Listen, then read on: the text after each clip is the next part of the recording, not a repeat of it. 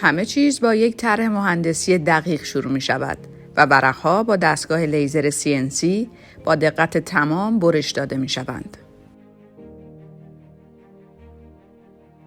با همکاری حرفه‌ای و تکنیک‌های مدرن به فلزات شکل می دهیم تا دقیقاً همان چیزی شوند که نیاز داریم.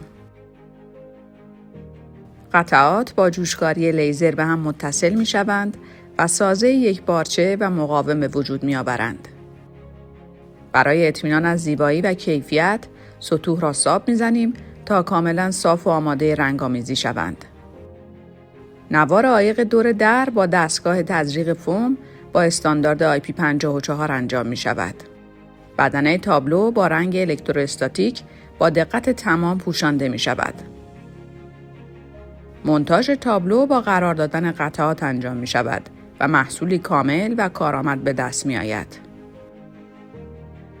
اتصال دقیق به الکتروموتور با تخصص و اطمینان کامل انجام می شود و محصولی با دوام و مطمئن خلق می شود.